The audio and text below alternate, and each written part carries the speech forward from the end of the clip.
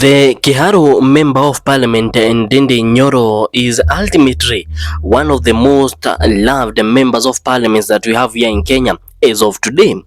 Well, Ndindi Nyoro was shown dust yesterday at a parliament sitting there at Bunge Towers, where the other members of parliament decided that Ndindi Nyoro should not be here with us today. The other members of parliament turned out to be hecklers, and Nyoro was even fearing for his safety because they were charging towards him, and he even had to request the Madam Chair to protect him from those members of parliament. You would ask yourself, what had Ndindi Nyoro done? What did Ndindi Nyoro do? What did he say that made all the other members of parliament angry with him? Ladies and gentlemen, welcome to today's political update, where today I will be showing you one specific video which shows Ndindi Nyoro asking the Madam Chair to protect him because all the other members of parliament were charging towards him with an intention of maybe even attacking him. You never know. So make sure that you stick with me to the end. I'm going to show you that specific video, and we are also going to discuss on how Ndindi Nyoro found himself in that peculiar situation, because we know Ndindi Nyoro is a person who loves to keep things to himself, is a person who loves peace, is a person who doesn't want to be in all this drama that is happening. So how did a person like that end up becoming one of the most heckled MPs in parliament? I'm going to tell you more. And apart from that, you also have to know that yesterday something very important happened. There was a parliament, there was an interview at Citizen TV where Jeff Koinange had invited a number of politicians, content creators, and one of the people who was invited was Dennis Itumbi. And it was very hard for Dennis Itumbi to deal with the situation where he even wasn't able to answer some of the questions posed to him by Jeff Koinange, others posed to him by fellow content creators who are there. And it reached to a point where even Klezikena, we all know him, had to tell him that he has now seen how it is trying to kutetea serikali. The government has done a lot of bad things to a level where even if you support it, trying to prove to other people that this is the right government, trying to prove to other people that the government is doing the right thing has become an impossible job.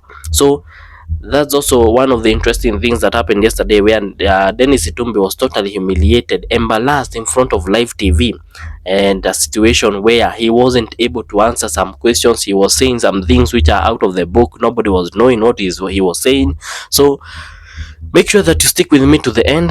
I'll make sure to update you as more details as possible. But for the meantime, to everybody who is watching this video for the first time, to everybody who has been tuned to this YouTube channel for the first time, this is a Duffy Updates, a place where we bring to you latest political news, well detailed and well explained. So kindly, I'm asking from a humble heart, kindly subscribe to this YouTube channel if you haven't. Give this video a like, and also click the notification icon so that every time we upload a new video, you'll be among the first people to see it. So thank you a lot to everybody. And with those many remarks, let us dive right into today's update. So according to a report by Voice of Meru, is that drama in parliament. Well, Ndindi Nyoro thrown out of parliament after exposing how Ruto bribed members of parliament to buy crowds in Mount Kenya tour with fake promises. That's the big thing that made Ndindi Nyoro be attacked, and I'll be showing that video in a while. Ndindi Nyoro has been this person who he has decided and he has made peace that he doesn't have to be okay with all the decisions being made by the president, even if they are not enemies. He can't 100% support some of the things which he believes are not okay with him. So when Rigathi Gachagua was impeached, and Ndindi Nyoro decided to say his truth and said that he won't go there and vote that yes, Gachagua should be impeached, while the allegations charged on Gachagua according to Ndindi Nyoro, didn't meet the threshold for him to be impeached. So that's where things started going different ways between Ndindi Nyoro and William Samoei Ruto, or the Ruto government. And since that time, Ndindi Nyoro has been pictured to be this stubborn child who doesn't want to toe the line. Recently, Ndindi Nyoro exposed that most members of parliament who they sit together with in the National Assembly were paid. Others 100,000, other 200,000, other millions.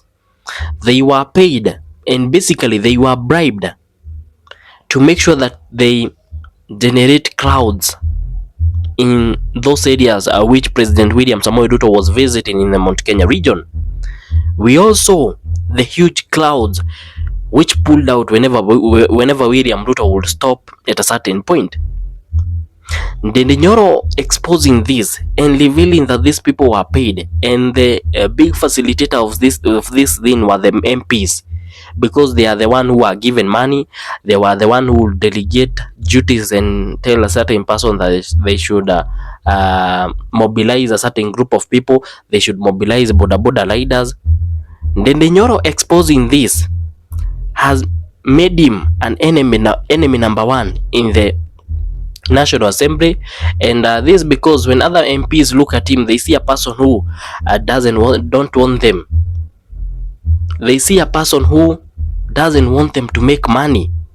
So, ladies and gentlemen, I would like to show you this particular video, and you'll be shocked at how these MPs, who we consider as very learned individuals, behave whenever they are exposed. So look at this video, and then we are going to continue with our update.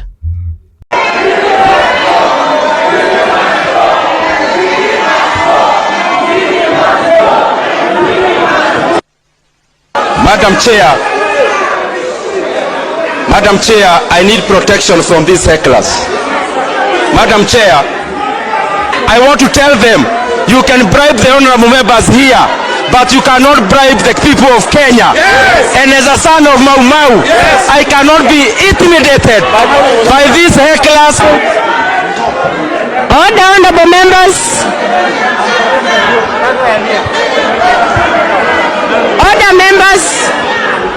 And I will order the Honorable Ndindi Nyoro to withdraw the statement. If not, then you substantiate your claim. Honorable Nyoro. Madam Chair, I stated here, Madam Speaker, Honorable Nyoro, we have the evidence order, that these members are being bribed 100,000 and 200,000. Order.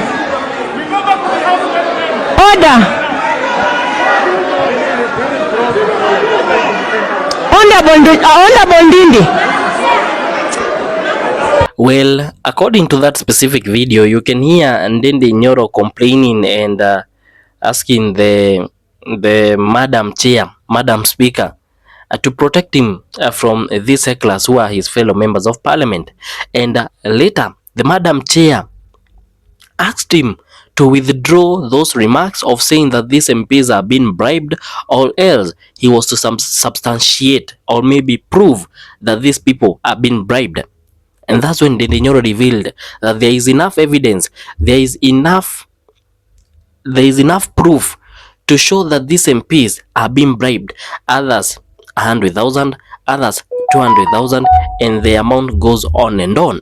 So these are quite a bad picture for the Ruto government, because the person bribing these MPs is the Ruto government, or we can say it's even Ruto maybe himself. And that's where we also hear Ndindi Nyoro saying that, telling the state that they can bribe the MPs. The people who are bribing the MPs, they can bribe them, but they can never bribe the people of the Republic of Kenya. Well, this situation continued to escalate to a level where the member of parliament, Ndindi Nyoro, was forced to get out. Now let's say he was thrown out of parliament, because with him there the other members of parliament decided that nothing was going to happen, nothing was going to get discussed, and eventually it was only peaceful for Ndindi Nyoro to leave. But the thing is that he had already exposed and revealed what was happening behind the scenes, where he said that these MPs, even if you see them seated there, they are people who are selling their people.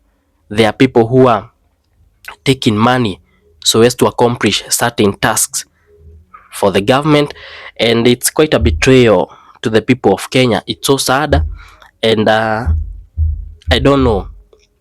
It seems like Ndindi Nyoro is now enemy number one, and after he decided that he was going to go on his own way, not support the government, that's where we saw troubles started to happen to him.